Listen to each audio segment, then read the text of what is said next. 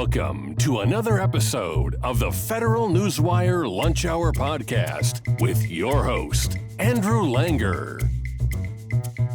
Well, hey there, everybody. Welcome to another episode of the Federal Newswire's Lunch Hour podcast. I'm your host, Andrew Langer. So glad you can join me today and I can join you. You know, if you're watching us on our YouTube channel, please go and check us out on one of the many fine podcast platforms at which you can find the Lunch Hour.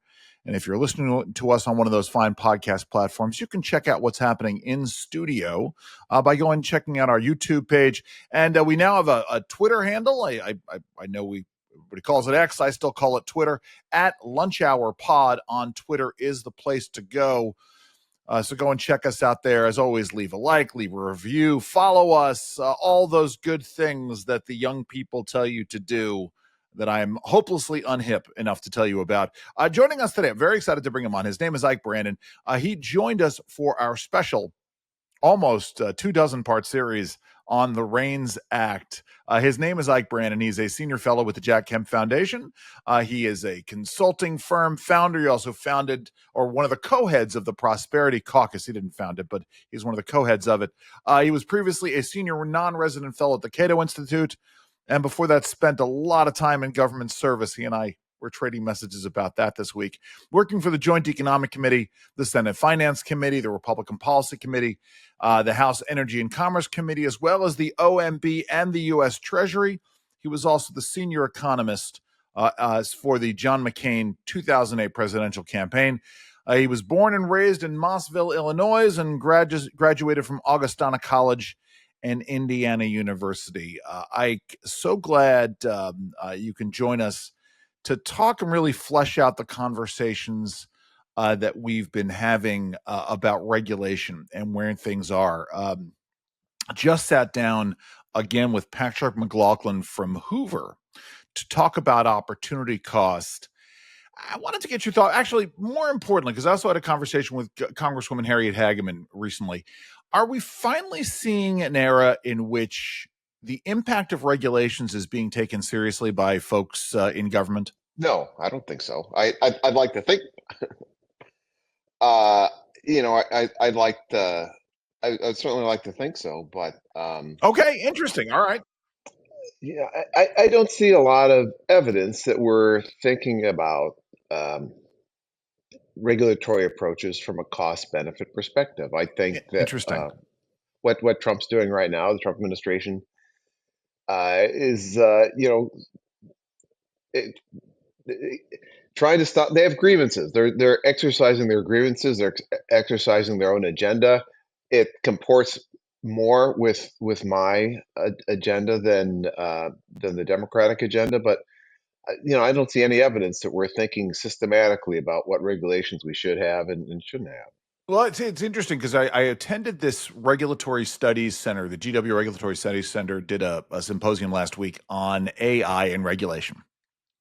And I was a little disappointed because the first speaker out of the box was talking about the use of AI as a surveillance and enforcement tool.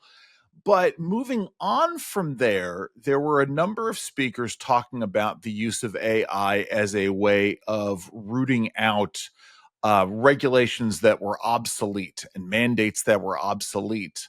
And that there are folks who are at least encouraged that at least in the new climate, that there is at least an effort starting there. But it's funny because my research assistant turns around and also talks about the fact that they're not doing enough to undo the bad things that were done under the Biden administration. Is this part of what you're talking about here? Look, one of the things is that once a regulation has been issued, and everybody's had to comply with that regulation, there's nothing. Repealing that regulation might not really buy anybody so much. So if Interesting. if EPA says, all right, everybody has to make an investment to capture all the smoke that comes out of the smokestacks from a car factory, just something really facile. All right, everybody does that. Then saying, oh, hey, now you don't have to have it. It's not going to do anything other than a new car company might start up and then say, okay, well, look, I've got one less cost than all the incumbents. So, I think this idea that there's all kinds of savings to be made by repealing uh, antique regulations. I just think it's a bunch of nonsense. Well, You know some of what it. Sorry, go ahead. what I want is just a rational OIRA Yeah. that has enough power to stop agencies from doing bad things. And I'm not convinced that this OIRA is going to have this power. There's some hopeful things. So my friend and former Catoite Mark Calabria is doing a lot of work with OIRA right now. He's at OMB, trying to help them think through how they can oversee regulations for the financial regulatory entities like the SEC and Treasury and OCC and the Federal Reserve. And that's something that's way overdue. But Right. I just see too much politicization coming kind of from the other side. Right. It's funny because I was talking again with Patrick McLaughlin about trying to find, no, it was Adrian Moore from Reason, about trying to find the happy medium between, doing everything, going super, super fast to get stuff done. And then the sort of the deliberative side of this. What about the idea of paperwork reduction and going through and, we're now at a point, I literally just wrote a piece, it will have long been up by the time we publish this. But the idea of, if businesses are spending X number of hours doing paperwork, small businesses especially, if you cut out an hour's worth of paperwork per week, that you have huge savings. What about those kinds of things in terms of compliance assistance, the sort of the day-to-day things that businesses are having to deal with? So right, there's some marginal savings to be had there. So I'm working on a symposium for the next issue of regulation, and where we make with John Graham and Tom Kniesner and Kip Viscusi and a couple other people who are regular contributors, thinking about what are little things that could be done easily that would save businesses a lot of compliance costs. And John Graham's idea is to figure out a way to reduce paperwork burden. Absolutely, Yeah. there's some stuff there, but I just think that going what we really need to focus on is a regulatory regime that looks critically and honestly at proposed regulations. And I think going back and fixing existing regulations, I don't think there's a lot of savings to be had. Interesting, but certainly, on this issue of cost benefit analysis, repealing the Biden era Circular A4 was a step in the right direction. What are your thoughts Yeah. there?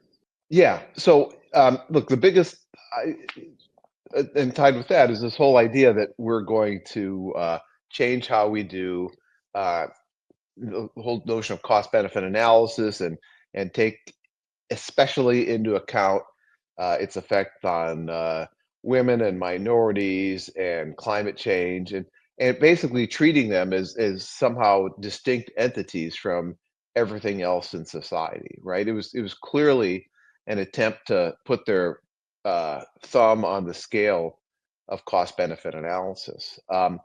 I think we briefly touched on this last time I was on your show. Right. I think the most outrageous thing that's going on is that Consumer Product Safety Commission decided that they're going to use a new value of a statistical life, and if it's for a child, it's going to be twice as much. Right. And this is outrageous on so many levels because most importantly, it takes all the research that's been done to try to establish what a value of statistical life is, what should be used in doing regulatory analysis, and just arbitrarily decides it's going to double it. Right? This is how the next liberal administration can open up the door to a whole new suite of regulations. Is to simply say, look, the value of statistical life should be higher for young people or for minorities or for oppressed people or people in rural areas, and then all of a sudden twice as many regulations have to be in, because really for most of the regulations we're talking about, the improving safety or saving lives is the most important facet of that. Right. But let's keep on this for a bit, because it gets down to, on a more philosophical level, anytime you depart from objective reality, we've got a problem there. But the other part of this is also, the ability to manipulate the metrics, means that you can make them do whatever you want. One of the examples I point out is when Martin O'Malley, the governor of Maryland, your colleague Tom Fiery and I've spent some time talking about Martin O'Malley in the past. When Martin O'Malley decided to move away from the Maryland state equivalent of gross domestic product, GDP, gross state product, and instead created a whole bunch of new metrics that I think he called the general progress indicator or the gross progress indicator. He could have essentially make the state appear like it was really great. This is the problem when you make the data, regardless of who's in power, right? When you make the data malleable in that way, you can make it do whatever you want, can't you? Right. And, we've been having fights about GDP for so long, about it being an imperfect measure. Right. And people have tried to come up with this. And, I know this is just a side point, but like GDP might not be the real thing in terms of measuring how well we are, but you need more GDP Right. to get everything you want that makes society better off. But I mean, it's like anything else, right? I mean, it's standardized testing isn't perfect, but it is, because it is standardized across the board. You are not comparing apples to oranges. You're comparing apples to apples, right? It's once you start manipulating how the criteria upon which things get judged, then you can essentially compare apples to oranges and make it appear like it's the one thing. I mean, if you can, I mean, we talked about the REINS Act a couple of weeks ago, and I appreciated you coming on so much for that. You're really, actually, let me take a step back, because what we're really talking about is a different philosophical approach. It's not about regulatory cost accretion, right? The accretion over time, but it's prospectively looking at added burden down the road. Talk about how we stave that off. I mean, is it as simple as cost benefit analysis, comparative risk assessment come into this? I mean, what are your thoughts here? Yeah, what I've been going around with, and Tom Fiery as well, and several of us in regulation, is how do you create some kind of institution that takes cost benefit analysis seriously That's right. in the federal government. And Yeah. my problem. Look, I worked at OIRA for a Republican administration, and ultimately, if something was remotely political, became a political decision rather than a straight economic decision, right? Right. So when I worked for John Graham for a year, and there was this rule we had. Look, if you really feel passionate about something that OIRA, that the higher ups are doing on a rule you're working on, you have a chit to call, and you can play that. We'll have a meeting with the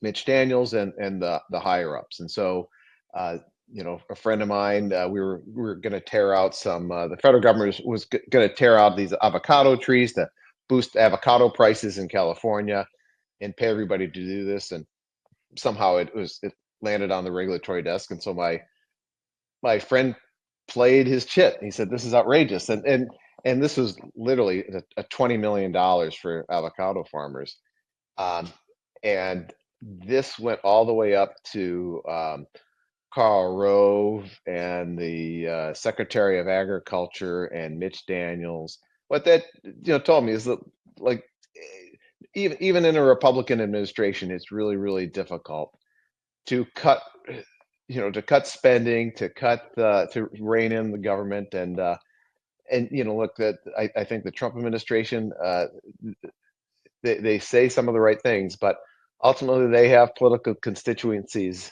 as well. And Sure. if they want a new regulation that a regulation that worries them, that it's not going to be taken care of. So, but let's talk about this independent cost benefit analysis review, because you talked about this a little bit in our REINS Act podcast. Let's flesh this out a little bit, because I think it is a good idea, though. Of course, you and I both know that anytime we create these offices, they can be politicized. I will never forget, one of my favorite offices, the SBA's Office of Advocacy, and the Chief Counsel for Advocacy has enormous weight in terms of being able to offer up opinions on regulatory cost, the impact on small business. And when the Obama administration appointed someone to be the chief counsel for advocacy who had never dealt with regulations, had no, God forbid, any regulatory expertise whatsoever, but was essentially someone who was going to turn the Office of Advocacy into a research institution on capital expense. Anyway, there are ways to sort of approach these things. Let's talk about what this office might look like, where it might be, would this, I dropped you an email, I'll say this on the air, about the Administrative Conference of the United States, because Lord knows we need a good chairman over there. Talk about where this might go, how it might be formed. I would look, I'm a big fan of the Congressional Budget Office. I think it's been very effective over time. Two or three of my friends have been ahead of the Congressional Budget Office, and they get a lot of political pressure put on them. But it's strong enough of an institution that they can resist almost all of that pressure. And I would probably give it its own building and make sure it's at least a couple blocks away from anybody else, and start it with economists that people respect on both sides of the aisle, and help them kind of populate it with people who have expertise in doing regulatory analysis. And what I think one of the problems, Andrew, is I just feel like the universe of people who are really interested in regulatory issues in DC is it's not that big. Like I'm not sure why, because like when you're fighting over really big dollar things and affecting policy, but thinking about budget issues or taxes is so much sexier. It's so funny because literally, as I said, this was part of the conversation I had with Congresswoman Hageman just a couple of days ago, which is, for now, I'm not going to do math, never do math on the air, but let's say for the first couple of decades I was working on these issues, nobody was really talking about them, and then all of a sudden in 2016 during the Republican primary, Marco Rubio uttered the words regulatory budgeting on a primary stage. And I was like, I did not have this on my bingo card.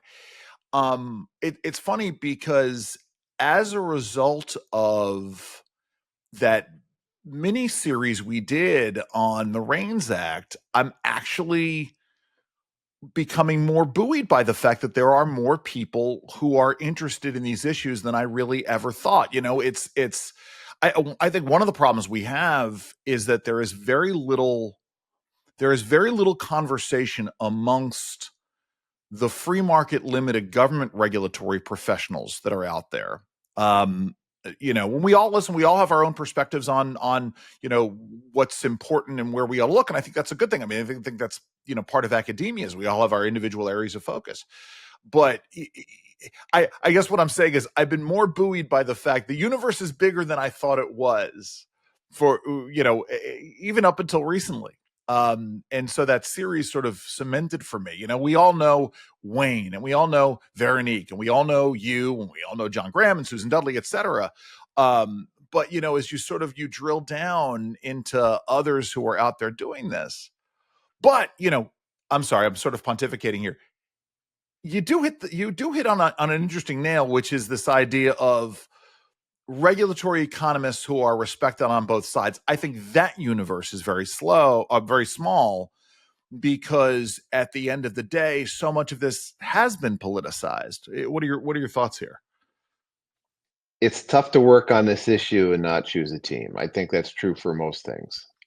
Right. When I left the Hill in 2011 and I went to the American Action Forum, I worked on a number of issues. I was head of policy for it, but spent a lot of time on regulatory analysis with a good colleague and good friend of mine, Sam Atkins, and we wrote a number of things for regulation at the time. And one of the things Sam and I tried to do was to create a monthly lunch where people could get together who worked on regulatory analysis on both sides. And we invited everybody on both sides of the aisle. We tried to have it somewhere neutral. We tried to have it somewhere in DC. And look, I'm part of a group that does this for tax policy. I'm part of a group that does this for savings and retirement policy, and those work very well. But regulatory policy was something different, right? Yeah. They could it never worked, right? We get a bunch of Republicans in the room, we get Democrats in the room, but it's like cats and dogs. But on the other hand, getting, even when we don't agree on things, getting the conservative and libertarian, the free market limited government types on regulation together, I think has a lot of merit. It's just one of those things where you never know when somebody else has been over the ground that you've been over, and everybody's got these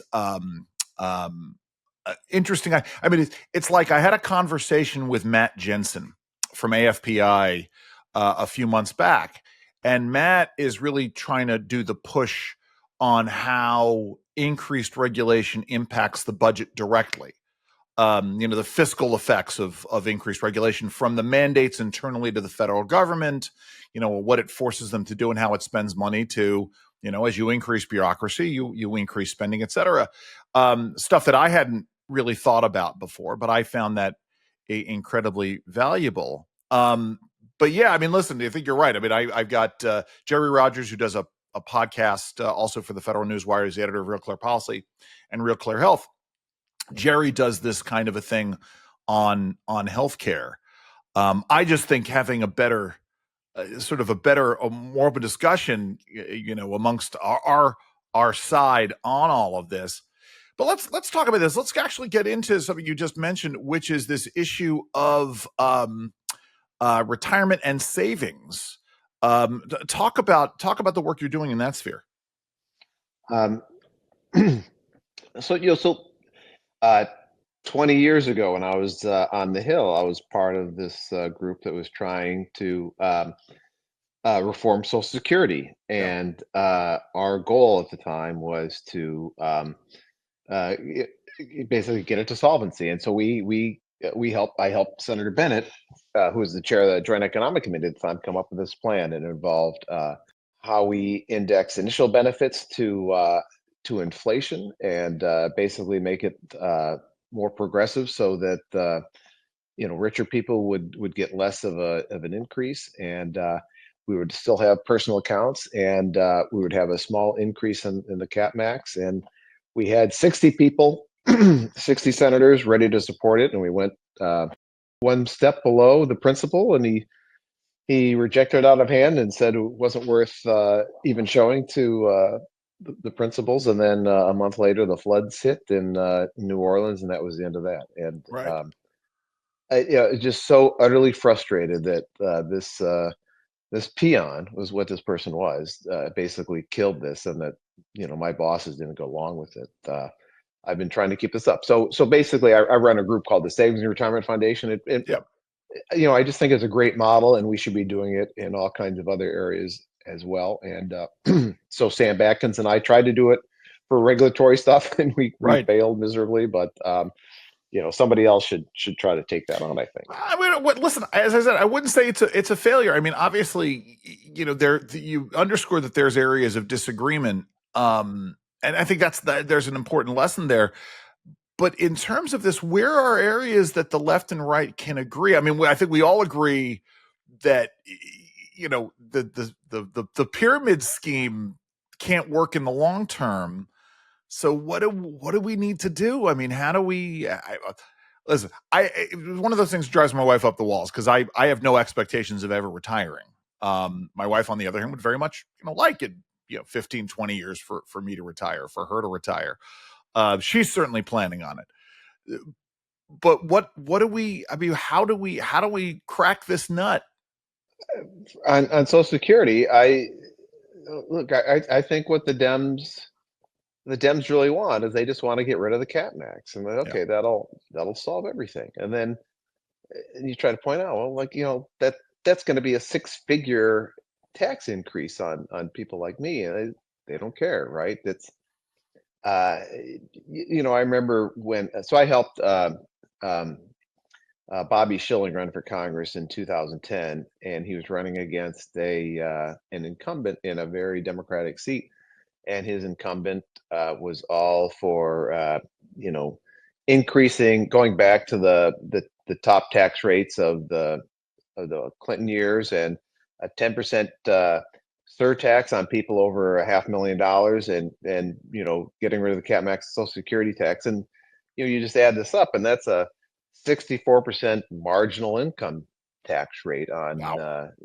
and that's not even taking account state and local taxes, and so he confronted him on a debate stage with this, and the guy said, "Yeah, I think that's about right. People who make over 400,000 should give most of what they make back to the government." And like, yeah, I don't know. Wow. And so the people at the Council of Economic Advisors, I just met with a few the other day. They one of the things they do, anyone who's at the front lines of government, you're working on kind of the day-to-day crises, but they try to carve some time to kind of plan out for exigencies. And so what every Council of Economic Advisors has to do is they have to kind of make these memos for future anticipated emergencies, right? What happens if we have an Americathon moment and no one wants to buy our long-term bonds anymore? By the way, I appreciate the reference to obscure early '80s John Ritter movies, but go ahead. uh, but for your audience, so in Americathon, one person accumulates all the debt of the United States and gives the United States government 30 days to pay it, or he will Yeah. take possession of the United States, and we pay it off via telethon that John Ritter hosts. Yes. It's a fantastic movie. It's not available online yet, but you can buy a VHS of it for $100. There you go. And that's how But we'll pay off our debt in $100 increments of purchases of Americathon. Yes. but the answer is that these guys come up with. They came up with it in 2007 and 2018, and probably now is you just have to impose a VAT and Yeah. get rid of the cap max on Social Security taxes, right? That's the thing. You can just kind of push a button and the money comes flowing in. So it to some degree, the Democrats are fine with running big budget deficit, because ultimately they'll get what they want, which is a lot more revenue and higher taxes. And ultimately, they can obfuscate whatever costs they're imposing. I mean, we went through this with the Inflation Reduction Act, right? They rated Medicare to the tune of $250 billion, and then they turned around and they worked on backfilling it by, massively subsidizing the increased rates that were coming in. I mean, it's again, it gets to this idea: if you can tinker with the machinery internally, you can try to find ways to obfuscate it for the American people. Eventually, that piper has to get paid. I mean, this is the problem. Let's turn here before I let you go, because you've been very generous this morning. I like to ask all of my guests this. I obviously didn't get a chance to do this when we were talking about the REINS Act. So I almost did a podcast called Outside Interests, in which I talked to people in politics and policy about the things they do that have nothing related to this. Obviously, we know you like obscure early '80s movies starring John Ritter and Meatloaf. John Ritter as Chet Roosevelt, as I recall, which I just remember that from the ads. And I thought about this because there's a buddy of mine does telecom policy. He plays harmonica in a blues band, and senior Senate staffer plays guitar, and another guy's a photographer. So when you're not doing this kind of work, how are you spending your time? What are some of your outside interests? I still play basketball 3 or 4 days a week. So that's is that the Coach Buckethead moniker on X? I ran when I was playing basketball in high school. I also ran track, and that was because the track coach would allow us to work on basketball, play basketball in the morning and afternoons after track practice. And he was the most one of the most sadistic human beings I've ever encountered. And so we called him Coach Buckethead. And, okay. out of fear or disrespect. And so I like to have it out there just because I know he occasionally goes on Twitter and it drives him crazy. So there you go. It's funny. My my track coach was sort of had disappeared for a while, and then he and his wife invented a new. He was also the swimming coach, so he and his wife invented a new training kickboard. Which reminds me, I need to go check that out. What did you run, if you don't mind my asking? I was a sprinter. I ran the mainly the 400, and I did a triple jump. Fellow 400 runner here myself. Yeah, we had better short sprinters though. By my senior year, I was a pretty good 200 meter runner, but I loved the 4. I didn't have the coordination for the hurdles though. That was my thing. I could do the 400 meter hurdles because there was enough distance in between the hurdles that it was fine, but I could not do. I could never get my coordination down to do the sprinting.